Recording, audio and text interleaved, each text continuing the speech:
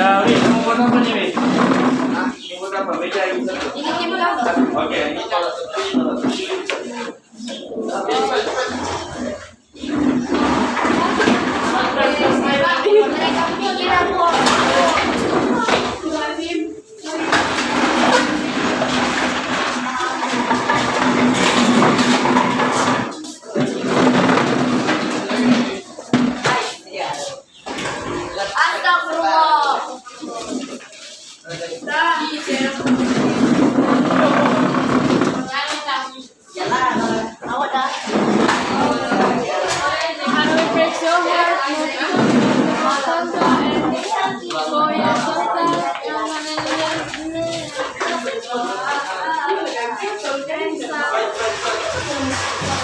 Oke, yang meja belakang dulu meja depan.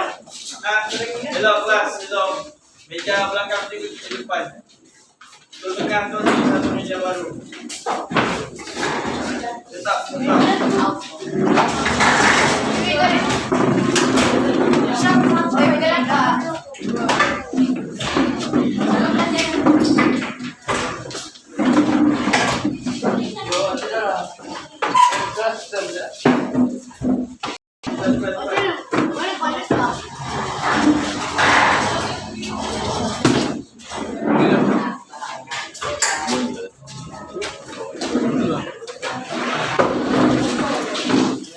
Belum lagi mas.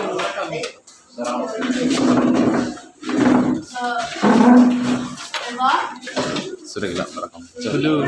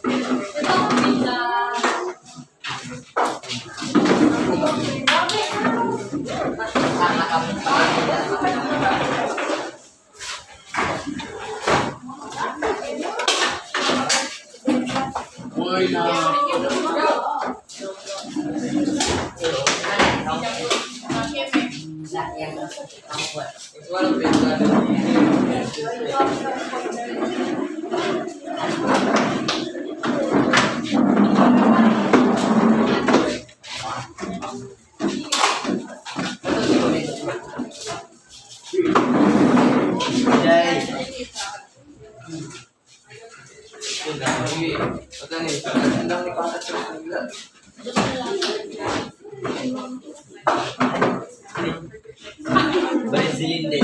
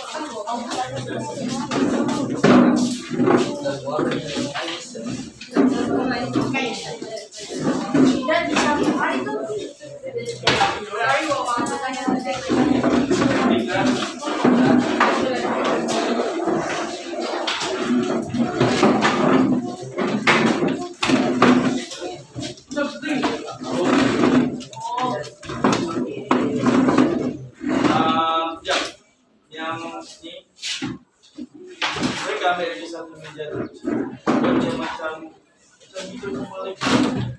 Oh, macam ini.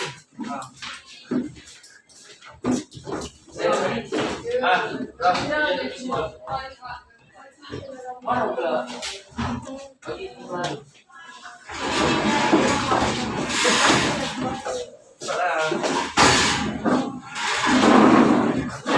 Tangan kau buat itu, singa macam ini baru dia lain.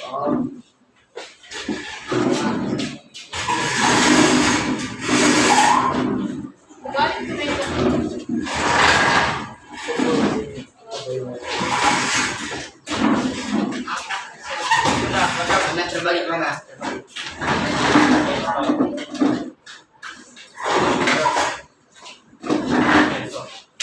Itu dia.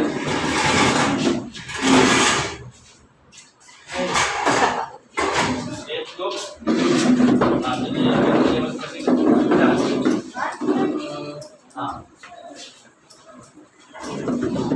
Dah sebab tu mana? Sudah ini loh. Apa istimewaannya ni? Ini kan ni handsome kan? Okey, untuk kelas. Selamat pagi, cikgu. Selamat pagi, cikgu. Bismillahirrahmanirrahim. Allahumma ta'ala hikmata wa ansur alaina min khazaini rahmatika ya arhamar rahimin. Rabbi shrah lana sudurana wa yassir lana umurana wa hlul 'uqdatam min lisanina yafqahu qawlana. Allahumma ighfir lana dhunubana wal mu'minina wal mu'minat kama rabbayana shaghira. Subhanaka la ilma lana illa ma 'allamtana innaka antal alimul hakim. Ikhlas sudah. Okey, kita bazir masa lebih kurang 10 minit. Tahu tak tahu lah kamu dari mana kan? Tapi ada kisah dari mana? Sepatutnya bergerak tu lebih pantas sedikit lah. Okey, itu bagi cikgu boleh pilih untuk bisik. Tapi dah tak. Ni pagi-pagi dah harus. Okey, so macam mana bahan untuk tangan? Ada? Ada atas meja. Okey, atas meja tu bagilah kemas. Cikgu tidak mau, ni ada beg, tidak mau. Tu, bagi atas meja tu. Dan sebelum cikgu start, ada yang tak hadir kan? Menghadir kan? Betul tak? Jadi cikgu cuci nama 22, betul? Kan, definition dia ni. Ini ada terminologi lagi. Dia baik. Dia ramai bangun. Apa mesnya? Okey, semua itu.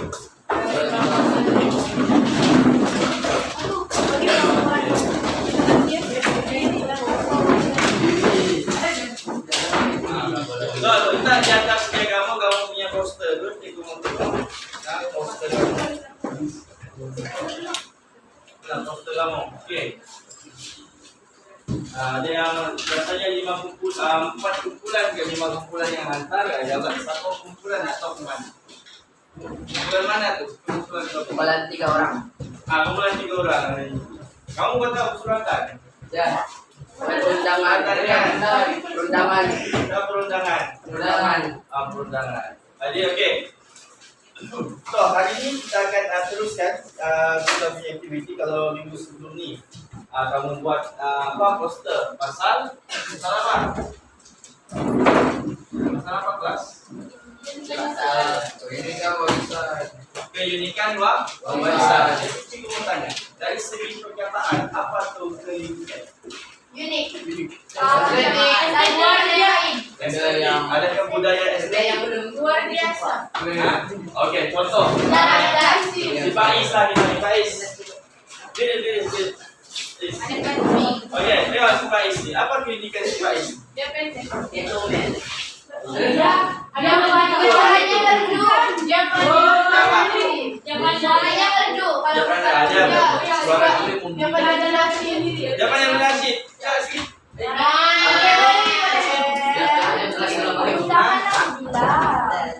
Tak, tapi boleh lah. Boleh cakap sikit. Yang mesti lirik siap. Coba Yang liriknya gue.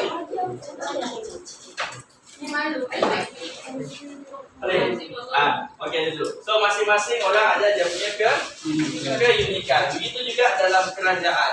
Kerajaan dalam Melayu ataupun kerajaan Melayu dia pun ada keunikan masing-masing. Tapi yang kita mau cerita hari ini yang kamu akan tentang berkaitan dengan keunikan apa? Warisan Kesultanan Melayu Melaka. Macam mana Melayu Melaka itu ada di Pahang, Perak, Terengganu dan Selangor. Ya. Terbang?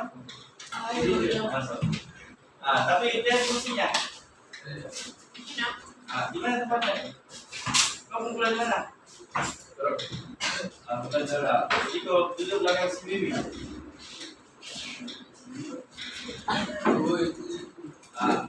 Okey, jadi ada keunikan kan di Pahang, Perak, Terengganu dan Selangor? Ada. Okey, keunikan di daerah kita cerita, kita mau cerita 5 dan kamu boleh mengurai. Dan di sini dia ada keunikan barang-barang ini apa? Sistem pemerintahan, Pemerintahan agama Islam dan pemerintahan, dengan undangan dari sejadat kesehatan ekonomi. dan ekonomi dan masing-masing setiap bulan ini mewakili satu aspek, betul? Jadi kita akan bentang kali ini. So bentang tu tak lama lah. Lebih kurang satu kumpulan tu dianggarkan 5 minit lah beserta sesi soal jawab. Dan selepas kamu bentang kita akan buat sedikit latihan. Okey, boleh? Boleh tak? Boleh. Okey, semasa bentang tu tolong bagi kejap. Okey, so siapa yang mau bentang duluan ni? Ada yang cek yang perlu pinjam? Warisan. Pinjam lah. Okay, let's go. Tadi kau okey silakan. Saya gusto ni juga. Already. Nampak kan? So, di sini ada sistem pemerintahan, agama Islam, perundangan, adat, suratan dan ekonomi ya. So, kita tengok dulu siapa yang dulu. Semua ready? Ya, okey. So, kita tengok dulu. Undangan. Siapa ada undangan? Okey, sistem pemerintahan. Awal apa? Ini Aku apa? yang ready. Ada kan? Okey, boleh kita buat. Kamu yang bilang ready. Kamu yang bilang perundangan tadi. Okey, boleh ke depan. Ceritakan dengan kami. Kamu yang bilang perundangan.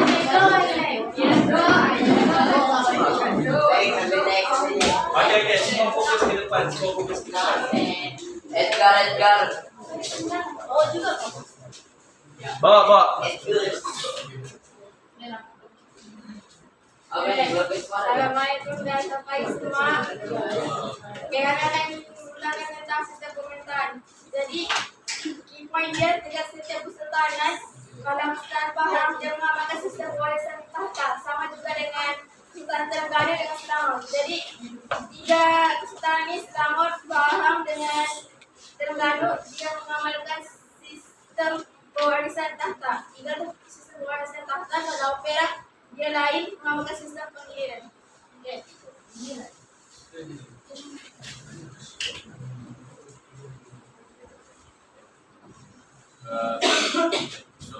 Dan bentar kejap.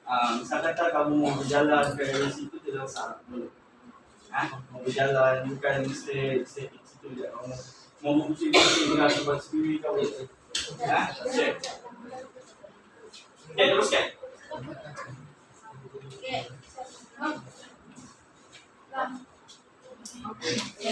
Option. Boleh buat, boleh tak. Okey, teruskan.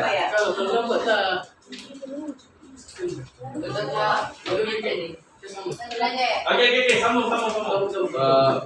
Kesultanan Perak ni dorang mengamalkan sistem pemilihan. Jadi Dewan Negara Perak ni dorang bertanggung jawab untuk memilih dan melantik sultan.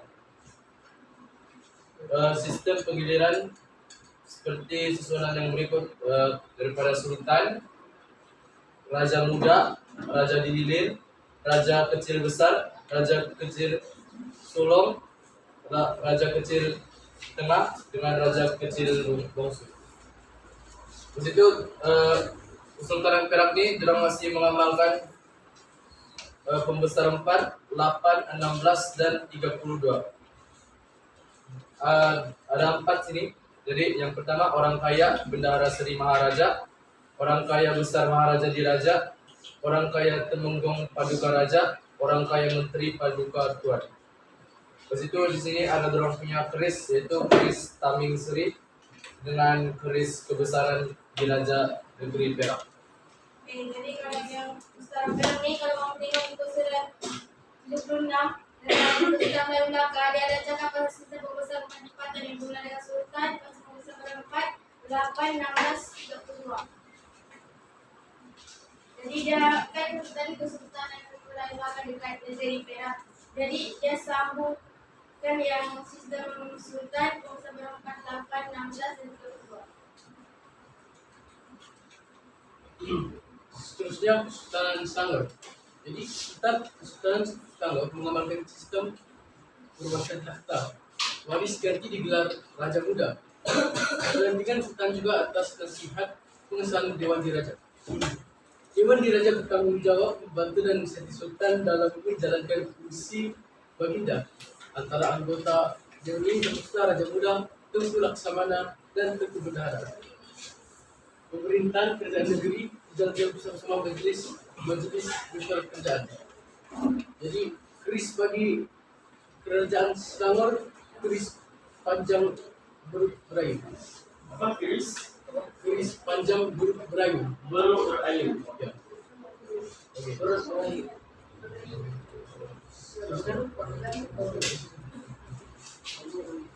Seterusnya Kesultanan Terengganu. Kesultanan Terengganu ini dia mengamalkan sistem pewarisan tahta. Waris ganti digelar dengan pertuan muda. Walau bagaimanapun, Dewan Pertuan Diraja berhak memiliki dan melantik sultan. Bahkan juga dikenali sebagai ahli al-hal wa al-aqad yang bermaksud ahli yang memilih dan menjadikan raja. Pemerintah kerajaan negeri ini dia dijalankan bersama-sama Majlis Mesyuarat Kerajaan. Jadi Kesultanan Perak. Jadi macam kita tadi dia mengawal semasa tahta. Waris yang ganti tahta digelar sebagai Tengku Mahkota. Dan ketika Sultan juga ada kesempatan Pertuan Diraja negeri. Sistem pentadbiran di mana Kesultanan Perak dia masih mengamalkan sistem pembebasan berempat, 8 dan 16, tapi dia ada 32 sampai 16. Ya. Jadi masa pertama bagi Sultan Pahang ialah Rangkai Indra Syahbandar, Rangkai Indra Negara, Rangkai Pahlawan, Rangkai Indra Perbuatan dan pemerintahan kerajaan negeri ini dijalankan bersama-sama oleh kerajaan.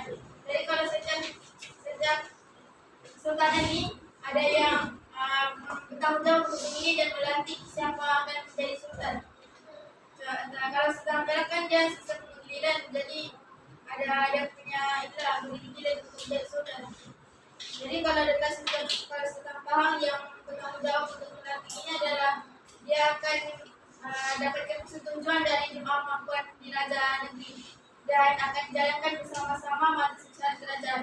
Dalam Kesultanan Terengganu pula yang bertanggung jawab untuk melantik sultan adalah Dewan Mahkamah Diraja yang berhak untuk memilih dan melantik sultan, dan juga yang dikenal sebagai al-hal wa al-aqad yang bermaksud ahli yang memilih dan menjadikan siapa yang akan menjadi raja. Kalau Kesultanan Selangor yang bertanggung jawab untuk melantik sultan adalah dia akan mendapatkan nasihat dan pengesahan daripada Dewan Diraja. Dewan Diraja ini dia bertanggung jawab untuk membantu dan menasihati sultan dalam menjalankan fungsi baginya. Kalau soalan, Boleh soalan. soalan ya, kan tadi kamu bilang Perak guna sistem giliran, kan? Macam mana sistem giliran itu berfungsi? Kalau keturunan kan ikut keturunan, kalau giliran itu macam mana? Macam mana? Jadi kalau ini ya Kalau soal giliran ni kan, dia ikut dia punya apa ni? Macam apa? Dia macam level lah level. Macam dari sultan dipilih ke raja muda, raja dihilir, baru dia raja kecil besar, raja kecil sulung, dan raja kecil tengah dan raja kecil bawah. Okey.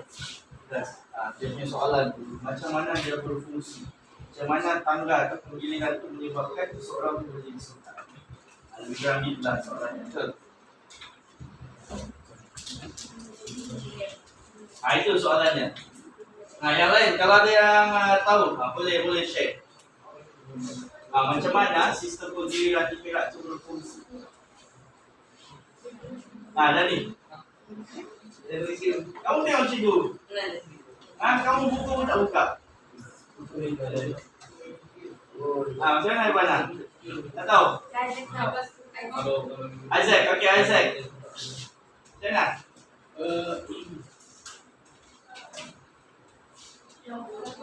Okey, kelas tengok sini Okey, dia bagus. Soalan tu bagus. Memang pun berlaku. Macam mana sistem penggiliran ni berlaku? Seseorang yang jadi sultan tu dia kena jadi raja kecil besar dulu. Dia kena jadi raja dihilir dulu. Dia kena jadi raja muda dulu, barulah dia layak jadi sultan.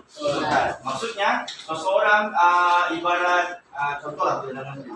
Sebelum dia jadi Perdana Menteri dia kena jadi YB di kawasannya. Kemudian dia jadi ahli parlimen. Kemudian barulah dia boleh jadi Perdana dan contoh gitu. Faham tak? Tapi kalau yang di Perak ni seorang yang jadi mau dilantik jadi sultan tu dia layak jadi sultan, dia pernah jadi raja muda, dia pernah jadi raja hilir, barulah dia layak untuk jadi sultan. Kalau tiba-tiba contoh dia tidak ada dalam sistem penggiliran tu kan, nampak kan? Yang tangan-tangan dia tiada di situ. Okey, dia tidak layak untuk jadi sultan secara direct. Maksud dia kena melalui tangga-tangga dia untuk jadi sultan. Jelas? Iya, lebih kurang naik pangkat, tetapi ini hanya dalam kalangan kerabat di raja. Tidak boleh lah tiba-tiba si Demi menjadi sultan di situ, tidak boleh. Atau sampai dia datang tiba-tiba datang saya adalah cucu sultan, saya menjadi sultan. Boleh? Tak boleh. So dia kena melalui sistem pemilihan itu. Okey, jelas kan? Okey, kelas. Kalau kita boleh kawan-kawan tadi sudah simpulkan satu-satu. Dia kata kebanyakan negeri menggunakan sistem apa? Pewarisan tak kenal. Itu pasti soalan. Kalau di Sabah ada pewarisan tak?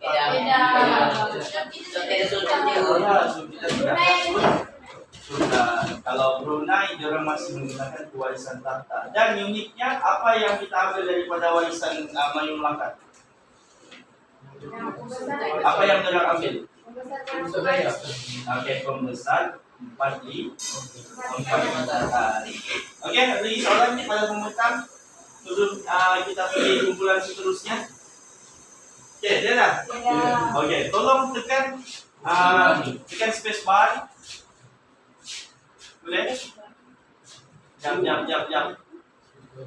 belum keluar. Ada password ke dia minta? Ya, juga. Okey, letak tulis 7 4 kali. Itu sudah sekarang. Enter.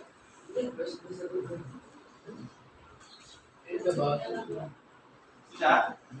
Enter lah, cari enter. Itu cowok. Enter lah. Okey, tekan remove. Okey, spin. Next group. Jangan. Ya, ulangan. Tentang perundangan.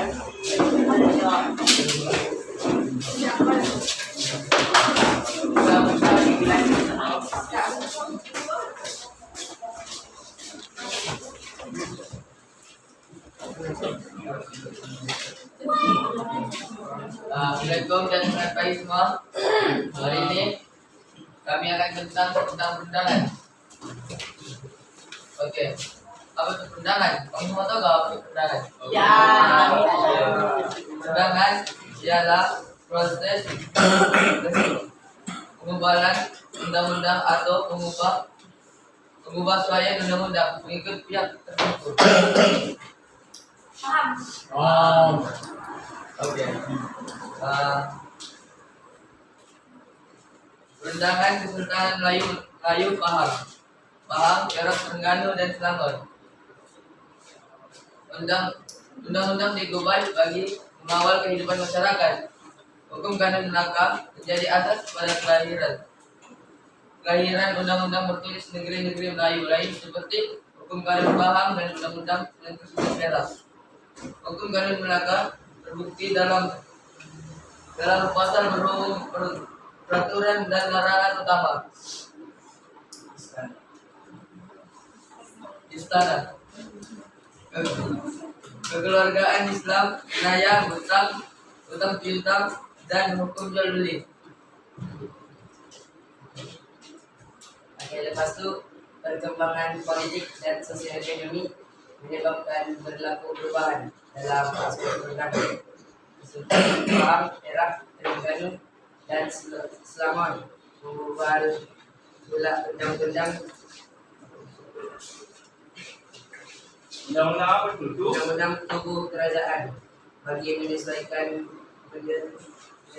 situasi tersebut. Oke, jadi kamu semua boleh buka muka surat 127 untuk tengok dua contoh undang-undang hukum Sultan Melayu ini. Salah satunya yang ada dekat depan kami ini gambaran hukum kanun Pahang. Pokoknya ada begini, ada dekat muka surat itu. Contoh. Oke, jadi di sini saya mau tegaskan yang kenapa dorang mau buat perundangan nih. Jadi dorang buat perundangan nih untuk mengawal kehidupan masyarakat. Jadi selain itu dorang mau macam perkembangan teknologi lah. Dorang punya pemerintahan kan berubah-ubah. Jadi dorang mesti sesuaikan undang-undang dorang mengikut perubahan-perubahan tersebut. Gitu. Jadi ini kalau boleh kamu salin lah sebab ini ada dalam buku teks. Apa yang ada dalam hukum kanun Pahang dan hukum 99 Perak. Kamu salin ya. Ya, yang pertama, keutamaan adat Melayu, ditegaskan keutamaan adat Melayu. Yang kedua, dia menampung undang-undang Islam. Yang ketiga, dimodelkan pada undang-undang Melaka dan undang-undang Laut Melaka. Maksudnya, hukum kanun Pahang ini dia ambil ada beberapa isi yang diambil daripada undang-undang Melaka dan undang-undang Laut Melaka. Yang ketiga, disusun semasa pemerintahan Sultan Pahang ke-12. Ini adalah Sultan Abdul Ghafur Muhammad Muhyiddin Shah. Muhyiddin Shah. Oke, isi yang ada dekat Undang-Undang 99 Perak. Undang-Undang 99 Perak ini macam nama dia ada 99 pasal.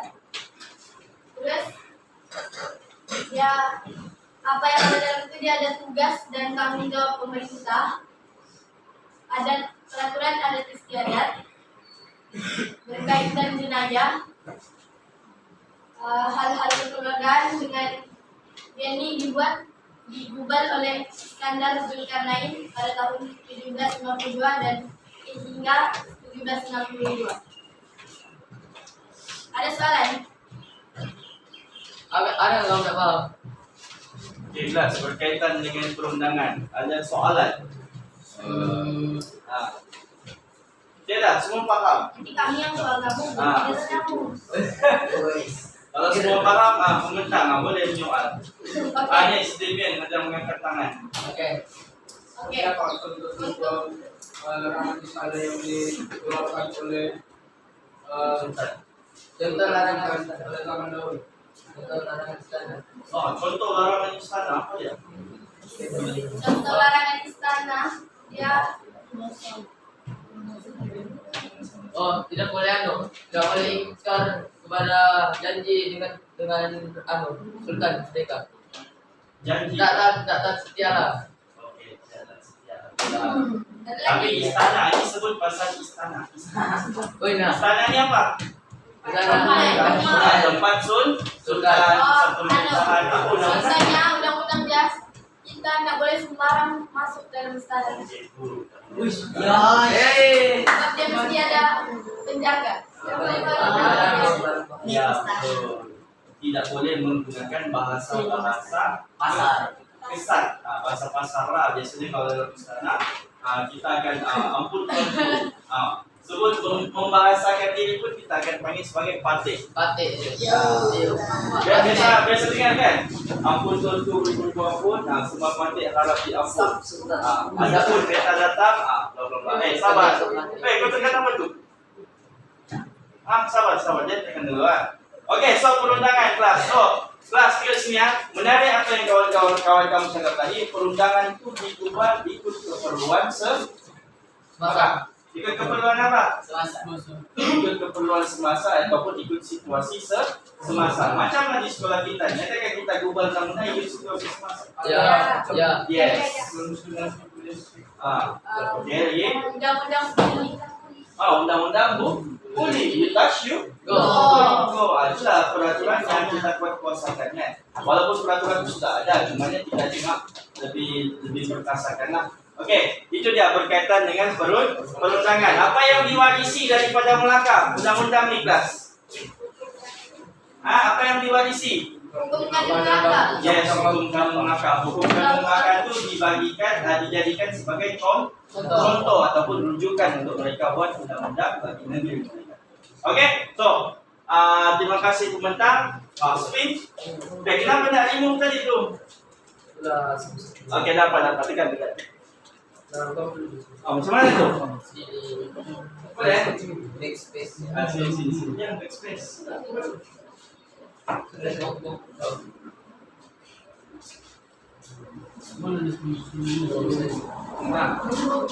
Oke, adat istiadat.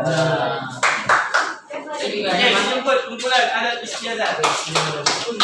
Lepas. Datang ke depan tu, panggil dulu kawan tu, kan. Si pisau tu garuk-garuk kepala sudah kan, panggil dia. Kalau yang mengantuk tu, panggil dia.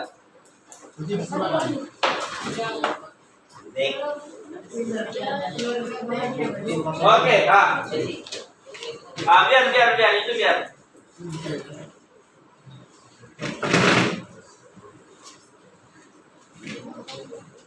Oke, boleh teruskan.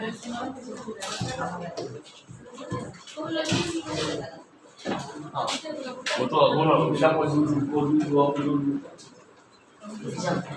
Ada yang kerjasama nih.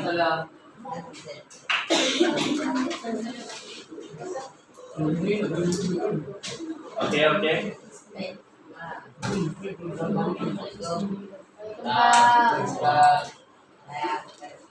Pesan buat sikit seorang mau.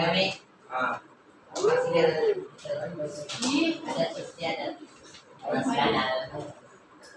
Dan aturan dan perbuatan yang telah lazim dilakukan sejak sekian lama. Istiadat turut merupakan upacara tertentu. Adat istiadat merupakan identitas dan keunikan warisan kesultanan lain.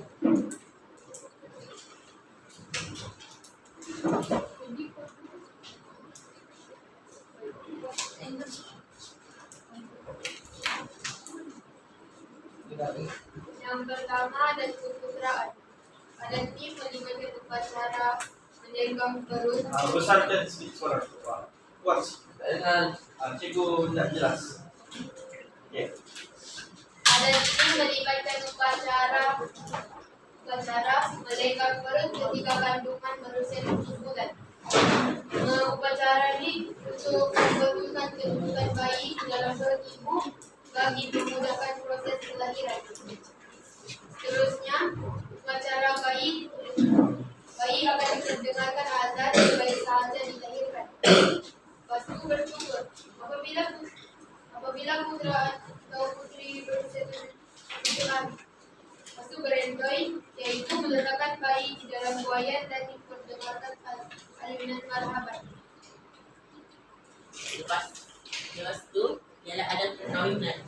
Majlis perkawinan dirancang melalui proses adat istiadat yang tersusun, diikuti diisi, meminang, bertunang, berinai besar, khatam Al-Quran, pernikahan, persalinan dan persekongkawan, serta beranak bersiram di atas bersadar. Satu istiadat pemakaman. Kalau istiadat ini dia meliputi tempo berkabung mengatur pada pihak istana. Seterusnya pihak istana ini memberikan sedekah kepada rakyat dalam tempo berkabung. Terus usungan disediakan untuk mengangkat jenazah ke tempat pemakaman dikenali sebagai sengaja dilakukan. Terus itu jenazah dimakamkan, tempat tidak akan dimainkan untuk tempo tertentu.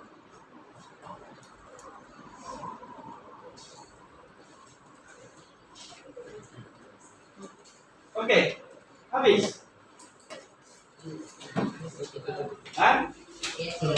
Oke, cikgu pasti kawan-kawan kamu ada pertanyaan. Betul. Oke, Isaac. Bagaimana melenggang perut ini terjadi. Nah, macam mana meningkat perut itu terjadi? Demonstrasi. Langkah-langkah Arit, bukan gitu ah. Bukan gitu ah.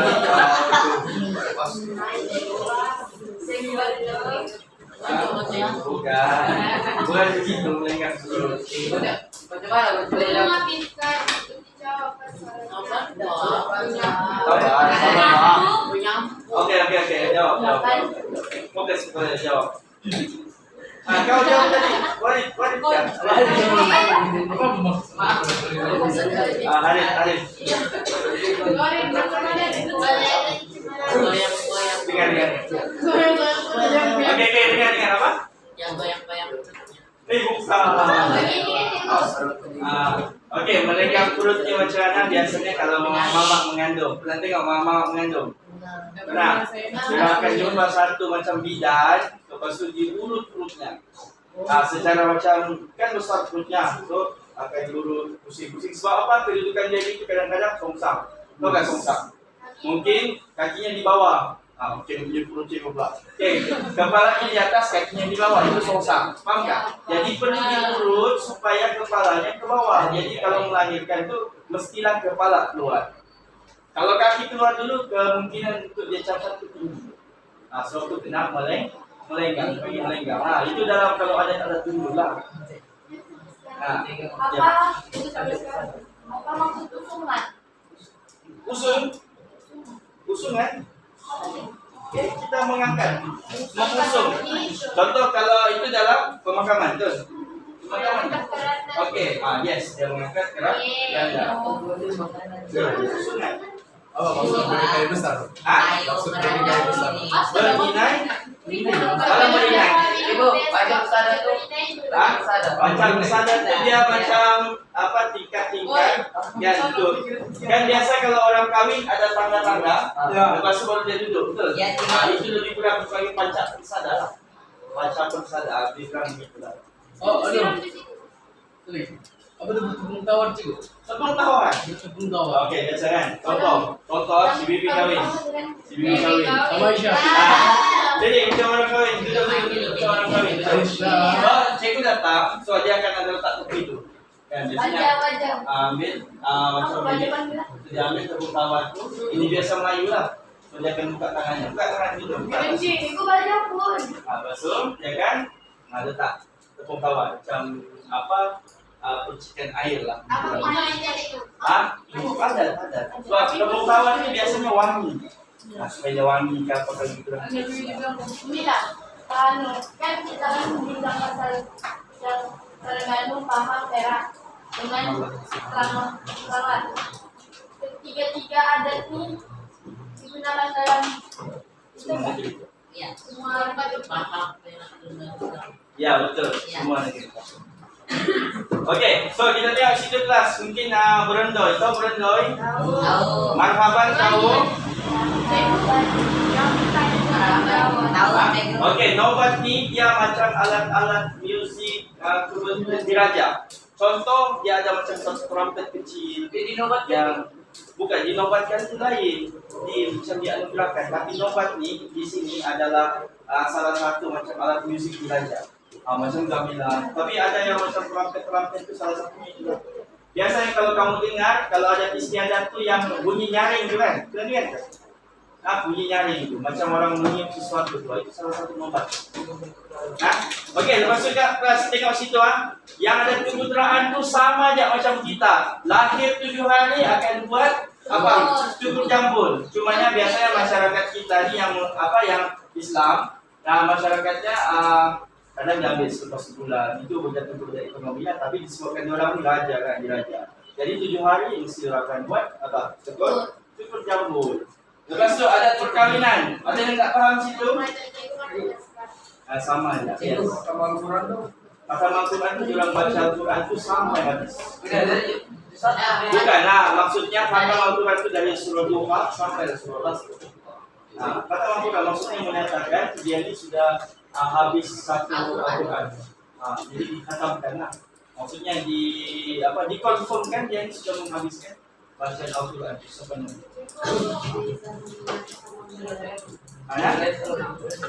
Okay, good. Okay, kelas. So, cikgu cerita dulu pasal adat perkawinan. Tengok sini aku mentang sekali. Contohlah. Katakan siapa ni? Si Dani ni. Dia suka someone. Jadi dia bagi tahu orangnya. Mak, aku suka lah si capital B. Contoh, capital B. So capital B, jadi dia mamanya pun pergi keluarga si capital B. Semasa mamanya pergi keluarga si capital B, rumah si capital B, itu dipanggil sebagai marisi. Risi ni macam masih available kan? Kalau dia cakap masih available, okey. Kalau mau minang terus lah. Jadi dipinang, faham?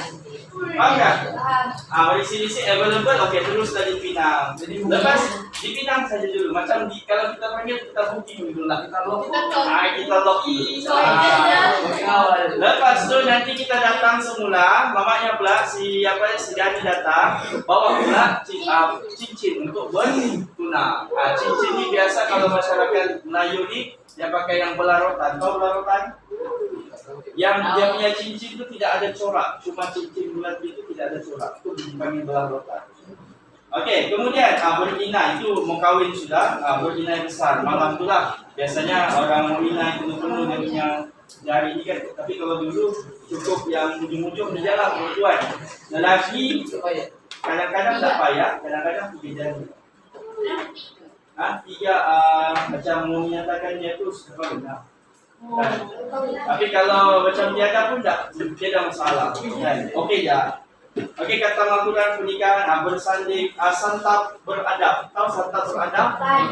Makan. Makan. Kan waktu orang kahwin tu mungkin di sini tidak nampak lah di Sabah ni. Tapi kalau di Semenanjung ada satu sesi tu dia akan duduk sekali meja panjang. Di situ pengantin lelaki, pengantin perempuan. Sebelah perempuan, sebelah lelaki. Waktu kecil ada. Jadi tidak banyak lagi kan. Jadi kalau yang macam itu jelas tak nampak. Okey, lepas tu bersiram di atas panca bersada. Bersiram tu punya bukanlah macam mandi. Dikasih mandi oleh nenek lah, lebih kurang gitu kan. Biasanya gitu. Okey, berkabung. Okey, terima kasih. Okey, kalau kita tengok pula situ ada pemakaman. Berkabung ni kita tidak melakukan apa-apa aktiviti. Contoh katakan palis-palis ketua menteri meninggal. Contoh, kita akan batalkan semua aktiviti rasmi kerajaan selama 40 hari sebab kita berkabung. Berkabung ni adalah satu tempoh kita ni macam muhasabah diri, sedih kan. Kalau ada orang meninggal kita sedih kan, betul? Kita ada sekolah. Tak, itu contoh. Sekolah tetap nak sekolah. Cumanya program rasmi, contoh dia mau buat sukan rakyat di situ dibatalkan. Buat perhimpunan dibatalkan sebab ada kita dengan tempoh berkabung. Tapi paham kan? Ada 40 hari, ada 1 minggu. Tapi kalau sekarang tempoh berkabung cukup seminggu. Kita sampai 100. Tapi kalau biasa raja-raja kalau kamu tengok sebelah kanan tu, bawah tu, berapa hari tu? Berak 100 hari. Ada 100 hari, ada 40 hari. Okey, kalau ikut negeri pula, dia kalau sultan tu meninggal, bendera tu akan dikibarkan setengah tiang. Maksudnya tidak pakai atas, setengah tiang tak. Maksudnya mereka tengah berkabung. Tidak pernah juga. Belum pernah.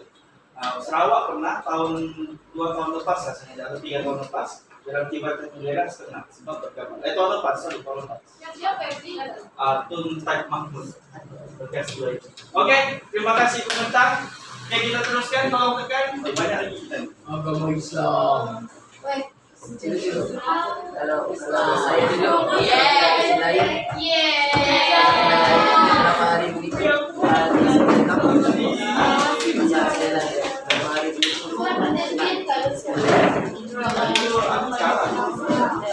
Sama yang kalau kami di kalau ada orang lain Itu dalam masyarakat. Okey. Teruskan bentar.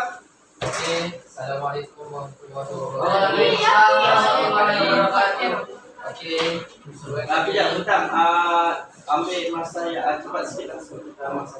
Oke, kami akan memberikan tentang agama Islam dalam meningkatkan kesultanan paham perilaku dan Islam.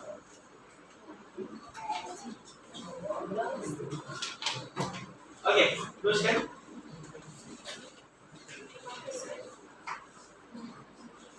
Jadi poin pertama di sini, sultan ini yang merupakan ketua agama bagi setiap negara.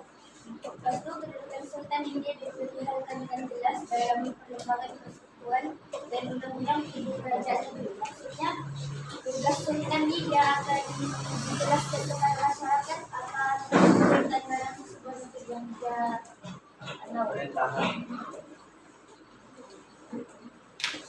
Oke, terusnya institusi agama kepada bagi setiap negeri dan tidak proses mereka sudah dihormati. Setiap agama yang sudah dihormati. Maksud misalnya pada mufti kami mahkamah syariah dan jabatan agama. Oke, jadi yang poin ketiga adalah institusi kesultanan. Oke, dikatakan dengan apa? Dengan institusi agama. Contoh, tokoh agama berperan dalam pikiran istana dan misalnya di negeri Semarang apa? Mufti merupakan anggota dewan raja. Selain itu, untuk sultan juga dia bertanggung jawab dalam menjalankan syariat Islam. Misalnya, tauliah penceramah agama dikeluarkan oleh pejabat istana setelah ditandatangani oleh sultan. Jadi kesimpulannya, agama Islam menjadi panduan membentuk masyarakat yang bersasiah dan berakhlak mulia. Amalan Islam dalam pemerintahan membuktikan kepentingan amalan peragaman di negara kita. Jadi itu saja dari kami. Ada apa-apa pertanyaan? Oke, satu soalan. Kelas, satu soalan. Dari kamu. Paham? Tahu mufti itu apa? Mufti apa?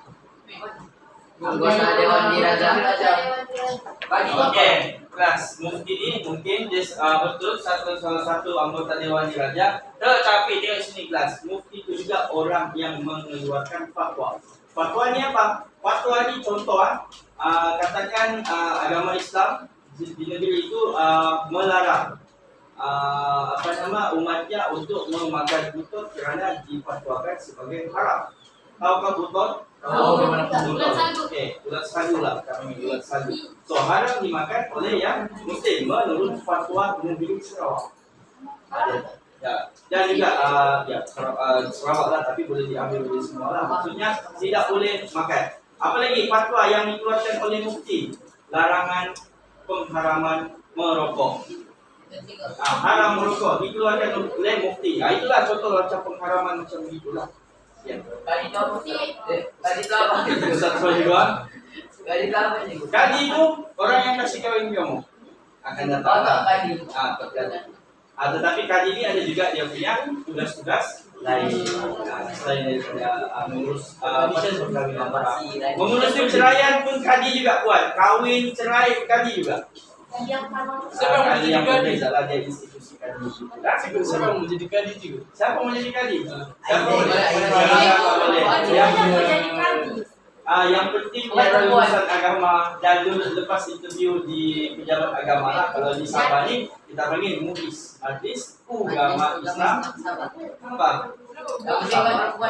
Yang penting adalah kita. Tetapi kalau dia punya PA ke apa ada lain. Oke, terima kasih. Tolong tekan next.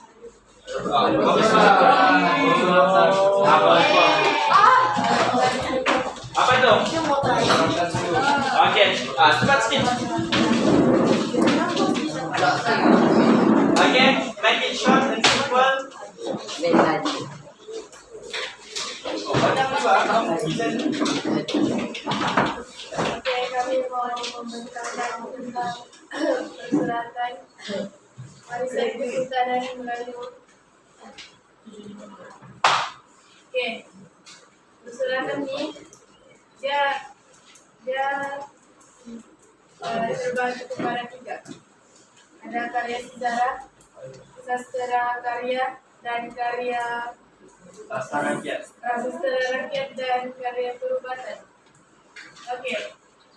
First, karya sejarah ini dia ada 4, yaitu Hikayat Pahang, Misa Melayu, Syair Tawarikh Zainal Abidin III, dan Kenang-kenangan Selangor. Oke.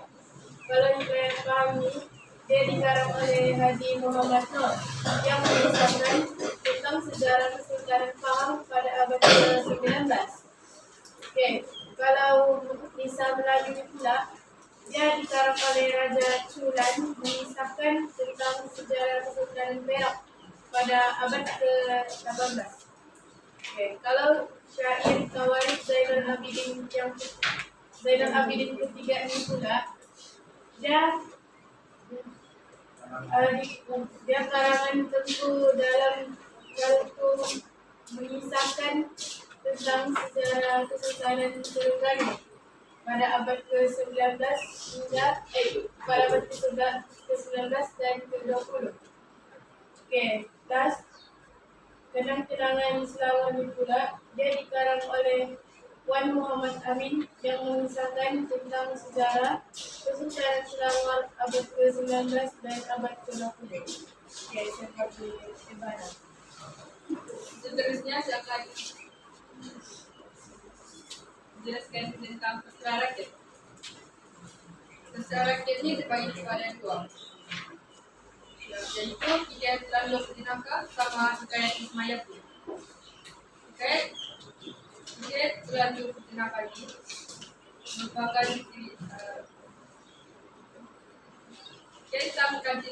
merupakan cerita teladan dan Dinaka yang berbasiskan manuskrip ya Hikayat Landok Dinaka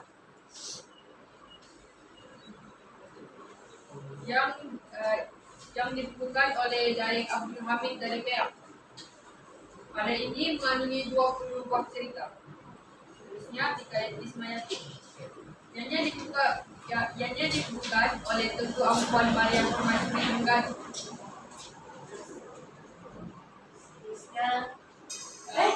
Seterusnya, dari Indonesia pasti. Ini terusnya saya akan ceritakan tentang karya perubatan. Ini singkat saja. Terus kitab itu disalin oleh Haji Mahmud Al-Jawi Terengganu pada tahun 1819. Jadi kalau boleh tengok 30 kali kitab itu. Jadi saya dari kami yang Oke, ini spin itu waktu dalam kelas. Oke, kita suntikan masa. Tidak apa-apa. Oke, dijemput. warna biru Dijemput. Atas. ekonomi.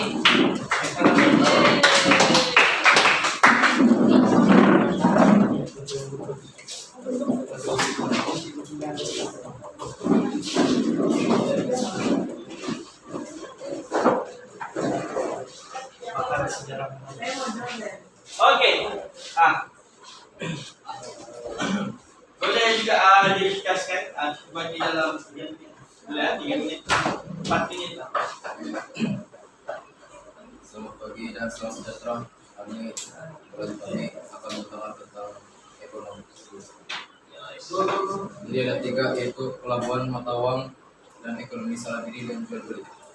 Jadi yang pertama pelabuhan.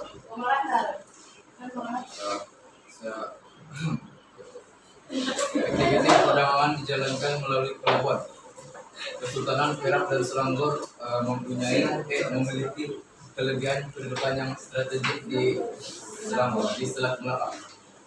Pelabuhan Kuala Selangor dan Pangkalan Batu di Selangor serta pelabuhan Kuala Sungai Perak menjadi pusat perdagangan yang aktif pada abad ke-17 hingga abad ke-19.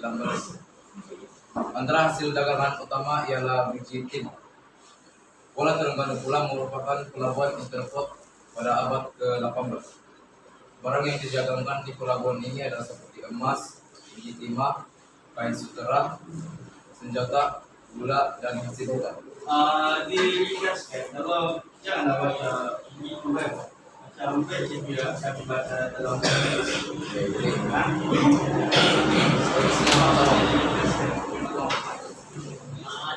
Negeri Perak terkenal dengan mata uang bongkar timah yang dinamakan sebagai bidor pada abad ke-17.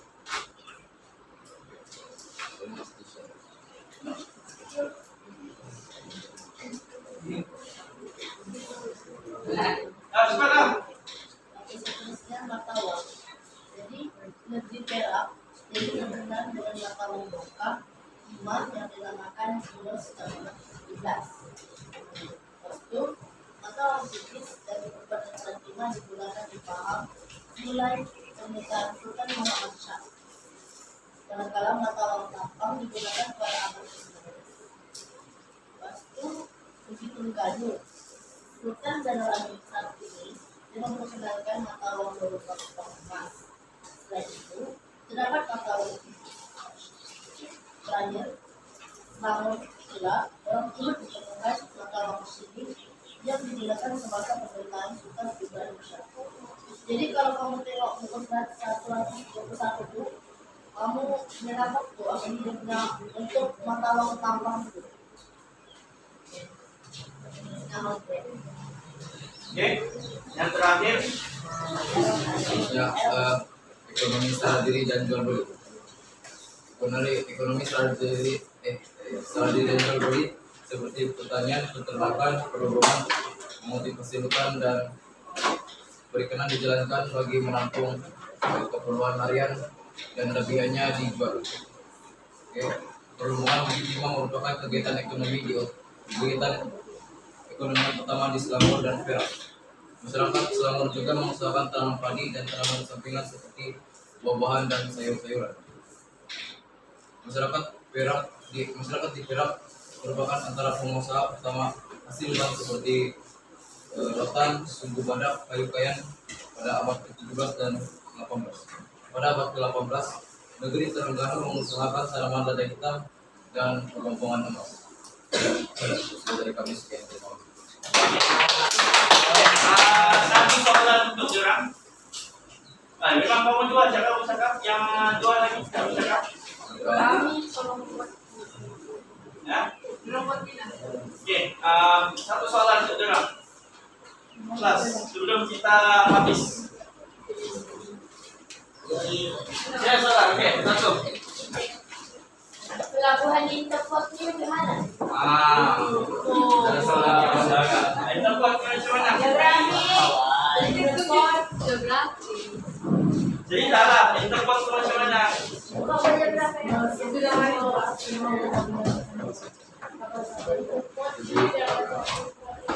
Interport ini contoh pedagang dari Arab, pedagang di apa ini?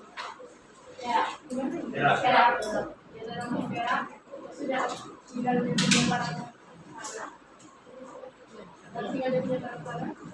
Ya, nanti Ya kan? Oke, Interport ini dia kawasan pelabuhan tempat ekspor dan juga import. Diorang boleh ambil barang dan diorang juga boleh hantar barang. Jadi itulah inter export. Oke, terima kasih teman-teman. Oke, terus pergi soal masing-masing. Oke, gas. Oke.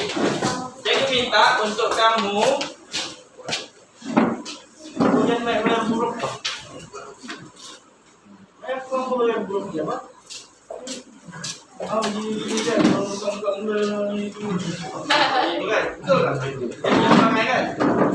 Oke, so, kelas cikgu minta benda itu diletak secara bersusunan daripada sistem pemerintahan sampailah ekonomi. Faham tak? Satu-satu. Oke, dan tolong ambil soalan ini sebagai tugasan yang perlu dihantar nih. Uraikan pendidikan. Oke, masa buat ni cikgu minta kamu punya tiduran tanpa melihat buku. Kamu baca dulu, tutup, baru kamu buat. Faham tak? Oke, cepat. Ambil yang mana video tu. Cepat. Bila hantar ni, next class cikgu akan ambil. Cepat, huraikan keunikan warisan kesultanan Melayu Melaka dipaham. Ambil siap uraikan pendidikan warisan budaya Melayu Melaka. Yang lain ini adalah topik itu. Ambil.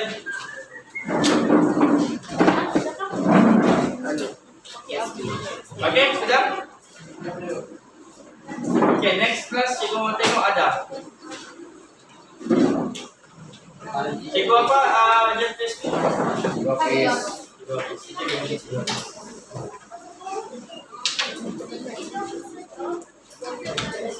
Okey, bahan tu tolong lekat sekali lagi, tolong lekat di belakang. Dan next class cikgu mau tengok latihan ni ada setiap orang. Caranya cikgu minta kamu baca dulu, tutup buku, jawab. Jangan sambil tengok buku tak mau. Kalau gitu kamu kalau sambil tengok kamu tidak dapat apa.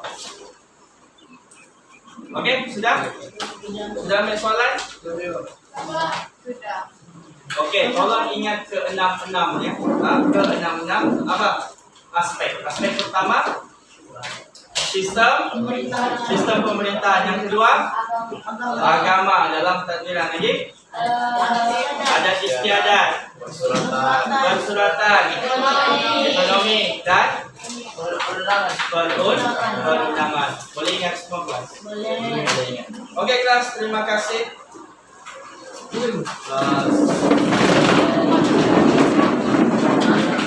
Satu, dua, tiga. Terima kasih cikgu maafkan kami halangan ilmu kami. Doakan kejayaan kami, kami sayang cikgu. Walau sinar insan kami illa alladzina amanu wa amilus solihati wa tawakkal. Okey, terima kasih. Okey, kerusi masukkan, matikan dalam keadaan bersih. Baik, atas meja kemas. Meja kemas. Okey, tolong kabut yang masuk. Tolong kabut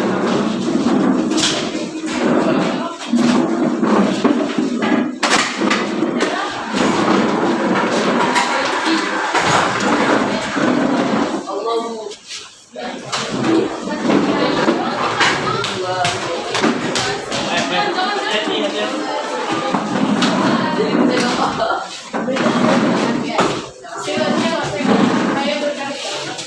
Ya, ini dia Dewi. Oh, ini kita progres kan? Mana mama. Okey, pergi bengkel.